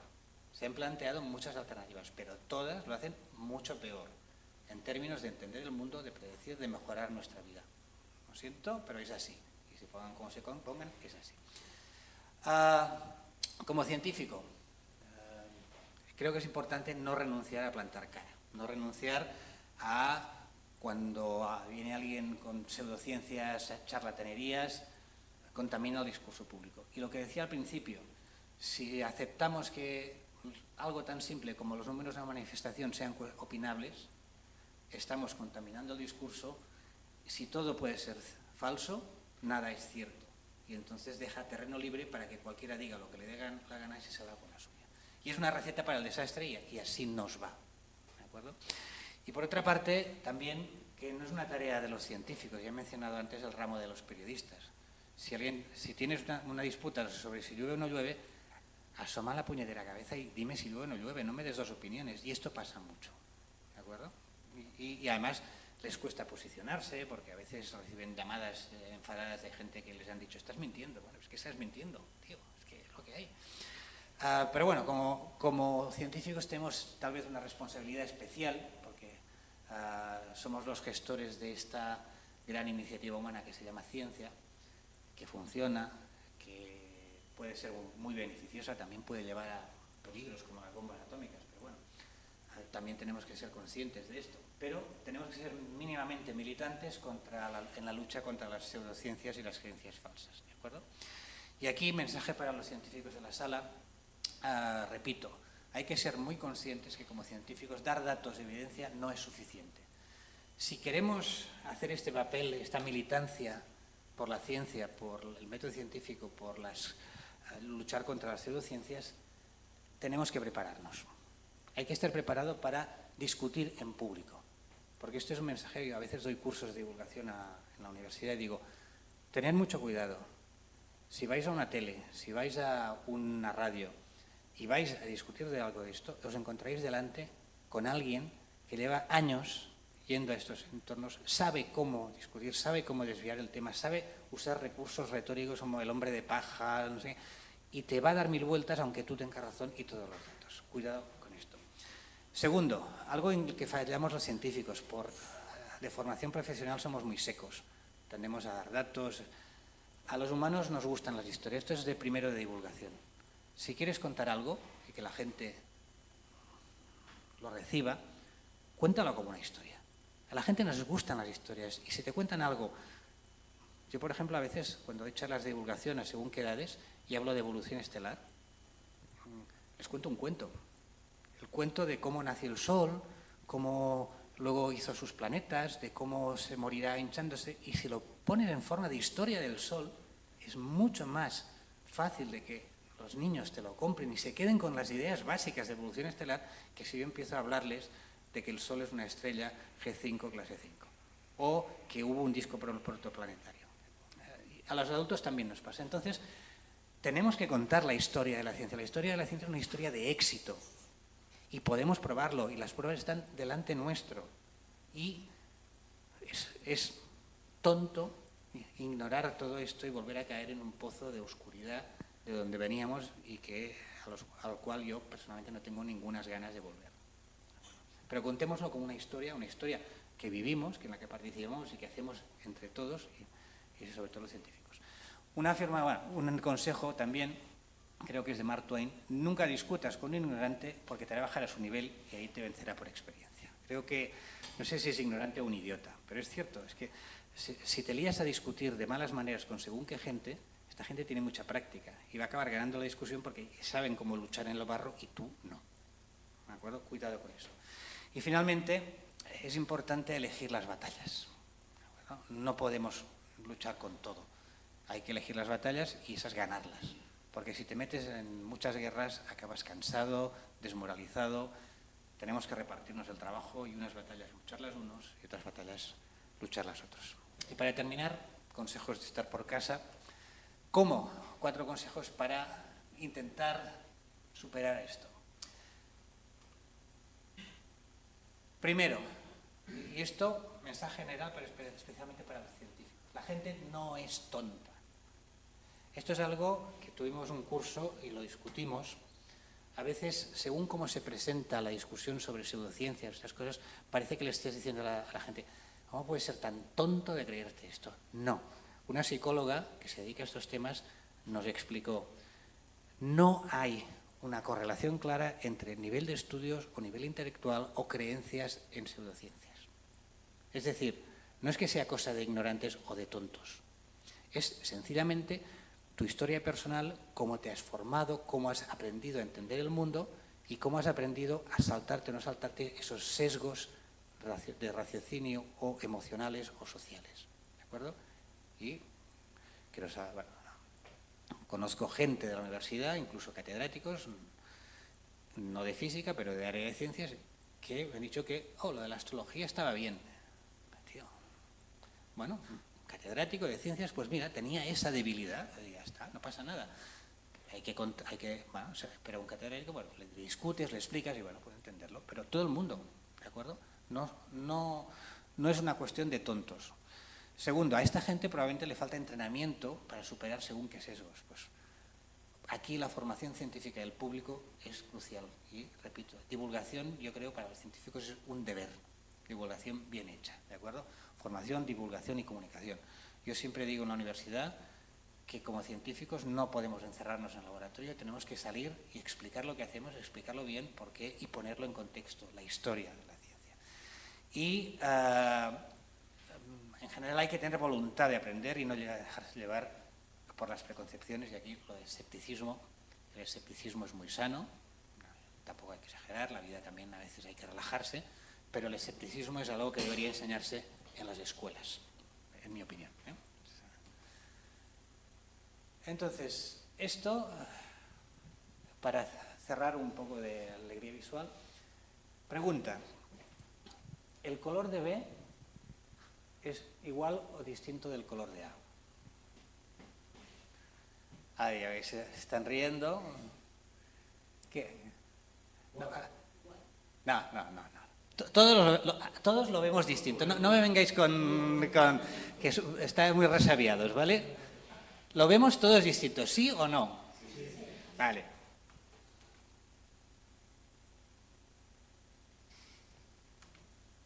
¿Vale? Esto es una ilusión óptica. Esta es otra. Las rayas verdes son iguales o desiguales. ¿Vale? Por eso vemos la luna tan grande cuando sale por el horizonte. Es lo mismo. Son iguales. Efecto óptico. ¿Vale? Entonces, ¿qué ha pasado aquí? Primero, todos hemos tenido el mismo problema, un efecto óptico. Y algunos, o casi todos, que vienen estudiados de casa, dicen, ojo, que existe una cosa que se llama ilusiones ópticas y me la va a estar metiendo por aquí. ¿Vale? Pues esto que hemos hecho con las ilusiones ópticas es lo que hay que hacer con los sesgos cognitivos. ¿De acuerdo? No podemos evitar que nos engañen los ojos. Lo siento, pero todos hemos visto estos dos colores distintos. ¿De acuerdo? Todos lo vemos distintos. Otra cosa es que podamos hacer esto, meter un método científico y llegar a la conclusión que los ojos nos engañan. Pues un poquito esta es mi recomendación.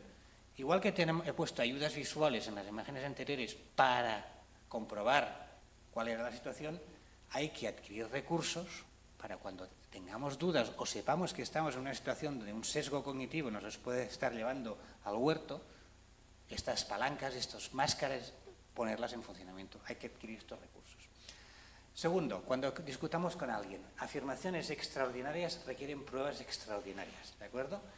Y las pruebas, muy importante, las pruebas deben ser aportadas por quien hace la afirmación, no por quien escucha. Esto es una trampa muy habitual. No, demuestra que es falso. No, tú me estás haciendo una afirmación extraordinaria. El tubito ese es una afirmación extraordinaria, ¿de acuerdo? ¿Cómo reacciona en este caso? Segundo, una colección de anécdotas, opiniones no tiene validez de prueba. Ostras, es que mi cuñado hizo eso y le funcionó. Anécdota, lo siento, no me vale. ¿De acuerdo? Y, importante, aunque en un momento dado, yo que soy científico o perico de los palotes, digo, ostras, ha pasado esto y no tengo una explicación racional en este momento, no quiere decir que no exista. Este salto cuántico de no me lo sabes explicar, esto es magia. No, que yo no sepa explicártelo o que no tenga a mano un espectrómetro de masas para hacerte algo, no quiere decir que eso sea magia, ¿de acuerdo?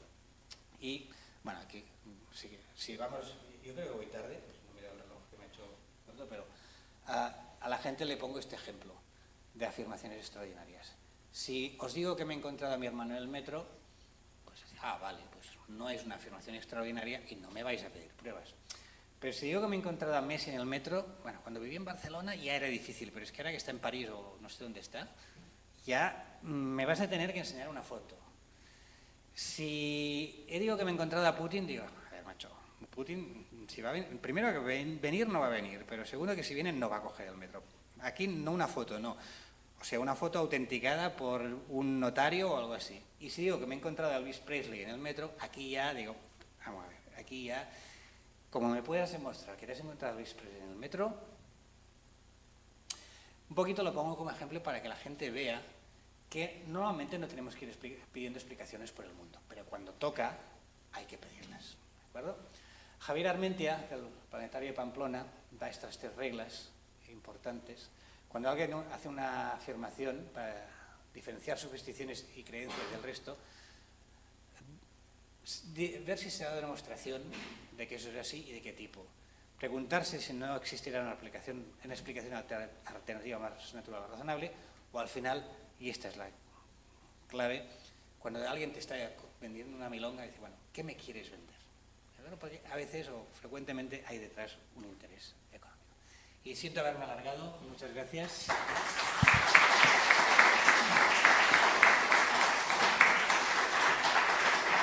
No sé si queréis tiempo para más preguntas. Sí, hay tiempo para algunas preguntas. Para empezar, me gustaría que alguien que no haya abierto un libro de física en los últimos 10 años me contradijera mi experimento. O sea, tengo poderes, nadie me lo contradice. Obviamente.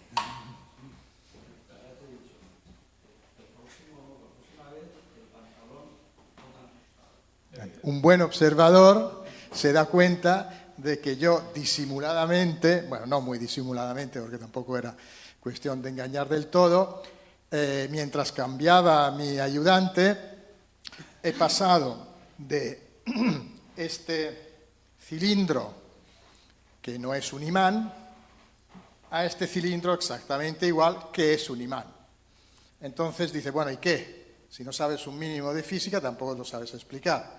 Bueno, pues si tenemos un tubo metálico y dejo caer un imán por el tubo metálico, el campo magnético del imán va a provocar una corriente dentro del tubo y esa corriente provoca una fuerza magnética opuesta que hace que la caída del imán se retrase.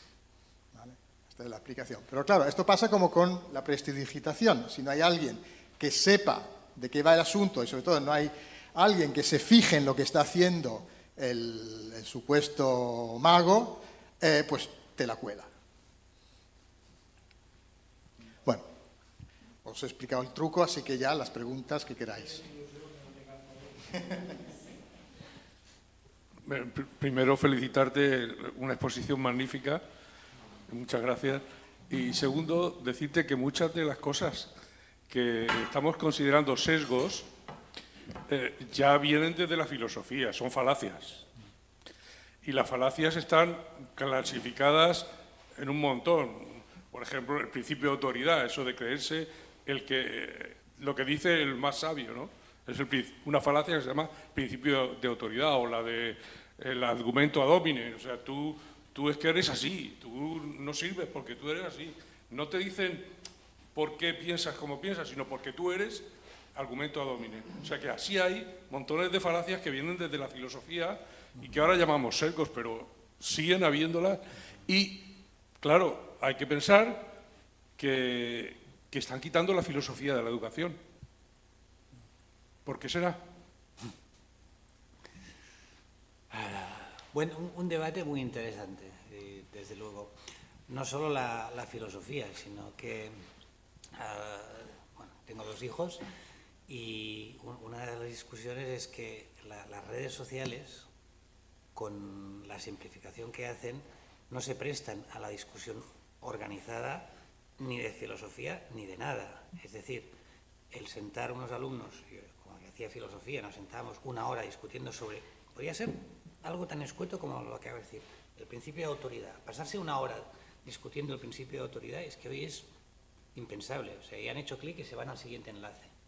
Es una combinación de muchas cosas.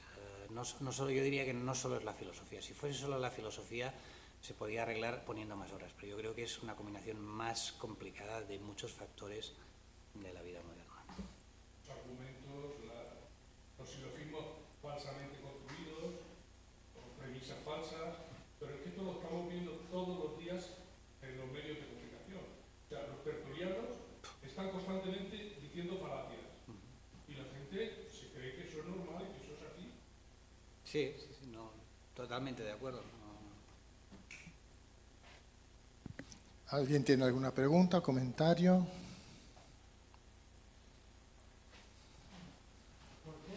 Un momento, para el blanco y el negro son del mismo color?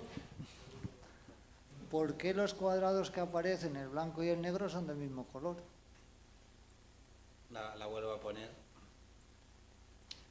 No estoy muy seguro, esto la gente que se dedica a estas cosas... ¿Se me oye con el micrófono? Sí.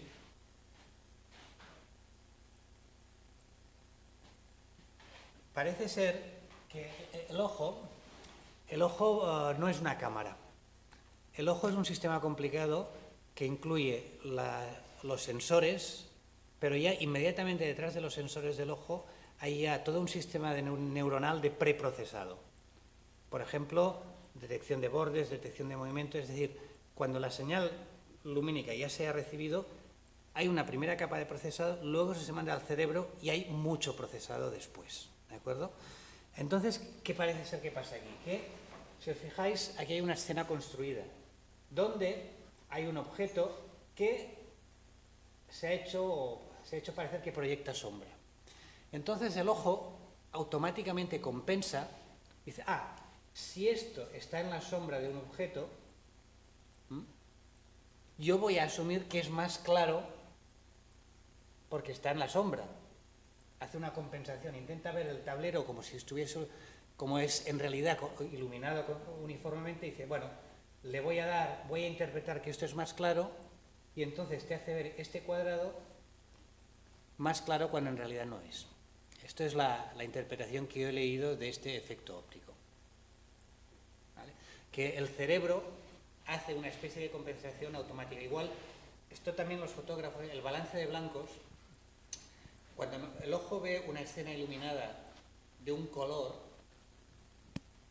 hace una especie de análisis, el sistema ojo-cerebro, hace una especie de análisis y dice, mira, es que esto está como muy azul, voy a compensarlo y voy a ver lo que yo estoy convencido que es blanco, lo voy a ver como blanco, y entonces tú no ves realmente el tono azul. Entonces coges, haces una foto y dices, ostras, me sale todo azul.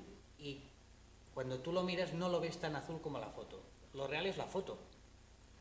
Lo otro es compensación de tu cerebro. Y se ve que así, un montón de cosas. Esta, por ejemplo, es el efecto de perspectiva. El ojo o el cerebro interpreta esto como profundidad, porque ve estos raíles. Y entonces él interpreta que esto tiene que ser más grande que esto porque asume que esto es una vía recta y que esto es un efecto de profundidad. Entonces intenta compensar lo que percibe como un efecto de profundidad, perspectiva, y te hace creer que esta es más grande que esta. Son ilusiones ópticas, es cómo funciona el cerebro y hay un montón de estas. Algunas son por efectos a nivel de retina, de cómo funcionan las neuronas, otras son de compensación del cerebro. Esto hay libros, me quedé con estas dos explicaciones, pero vamos, es todo un mundo. ¿Algún comentario más? El cerebro reconstruye la parte de la mancha que tenemos en el centro de la retina, donde no llega luz, y el cerebro la reconstruye. O sea, el punto ciego lo reconstruye el cerebro. No lo vemos. incluso sin el punto ciego. Si nos fijamos, no vemos nuestra propia nariz. Normalmente no somos conscientes, pero si cerramos un ojo y miramos, está aquí, pero ni la vemos. Eso el ojo lo edita automáticamente, porque como está siempre ahí, dice, pues, ¿para qué lo voy a procesar? Y no vemos, pero si nos fijamos, nuestra nariz está siempre en el campo visual y aunque sea borrosa, la vemos en un rincón. Si nos fijamos, está. También, depende. Esa... Pues yo creo que ni Berto ve su propia nariz. No. De hecho, los neurólogos dicen que el mundo que vemos es no una simulación, pero una reconstrucción, y hay efectos muy curiosos. Hay un vídeo muy famoso, igual lo han visto alguna vez, se ve 5 personas pasándose una pelota de baloncesto. Entonces, la del gorila. Entonces se le dice a la gente, a ver, os vamos a pasar un vídeo y tenéis que contar cuántas veces se pasa la pelota. Sí. Entonces te ponen el vídeo y ves a 5 personas pasándose la pelota, estás ahí concentrado, dice, bueno, ahora no me cuentes y fíjate en el vídeo. Te vuelven a pasar el vídeo y resulta que por ahí ha pasado un tío vestido de gorila, saltando, haciendo así, y si la primera vez es que no lo has visto y lo tienes delante de las narices. Bueno, porque tu cerebro estaba procesando la información, eliminando la información que en ese momento consideraba superflua, que era un tío vestido de gorila pasando por detrás, y centrándose en las pelotas. Entonces, si eso te puede pasar, es que el cerebro está constantemente editando la realidad y no es una cámara. Sí, para también dar algunas otras perspectivas de otra parte del mundo. Cuando empezaste a hablar del tema de los conteos de manifestaciones, fue algo que a mí me sucedió también en Uruguay. De hecho, terminó en un artículo de prensa que se llamaba Astrónomo de Masas, porque, hubo una manifestación política, hice un conteo, lo publiqué en Twitter. Esa manifestación política había sido de un signo, después hice un conteo de una manifestación política de otro signo, y obviamente siempre los números eran fácil un orden de magnitud menor de lo que se estaba presentando por los organizadores o por la prensa. Y bueno, hice 3 o 4 de esos y al final decidí no seguir haciéndolo, porque claro, y ahí era lo que quería decir, o sea, además de los problemas emocionales, de los problemas sociales o económicos, están los temas políticos. O sea, en el tema específicamente de las manifestaciones hay un interés político, y ese es otro de los factores que pueden estar jugando en todo este tipo de cosas. Y después, en el otro caso, que también fue medio cercano, es en los intereses económicos, no solo pensar en los grandes intereses económicos, también en los pequeños intereses económicos, cuando tú decías que nos quieren vender. Una vez fui a un debate en televisión con un ufólogo bastante famoso en América Latina, es un peruano, se llama Sixto Paz, que una de las cosas que ha hecho es llevar periodistas a una parte del desierto del sur de Perú, continuación del desierto de Atacama, y ven luces y muestran luces. Y otra de las cosas que dice él es, yo visité Ganímedes, ese es uno de sus libros. Entonces a ese debate de prensa le llevé una serie de fotos de Ganímedes, de la superficie de Ganímedes. ¿Dónde estuviste acá? Dios, mostrame en qué lugares. Y lo otro que le decía era, si vos me das, no sé, $10.000 para montar un juego de luces y después eso lo puedo recuperar con la venta de mis libros o de mis conferencias, bueno, ahí es un poco, el juego que está haciendo este tipo de personas. O sea, ese tipo de intereses económicos más micro de personas que salen a hacer la venta de sus experiencias. O sea, hay una expresión americana que dice, es muy difícil convencer a alguien de que está equivocado si su sueldo depende de que siga estando equivocado.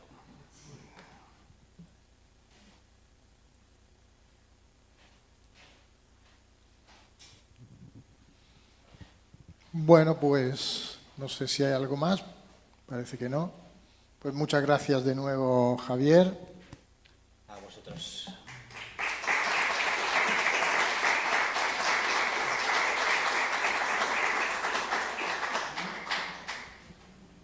Y nos vemos con la última charla del ciclo el viernes que viene, el viernes de la semana que viene a la misma hora.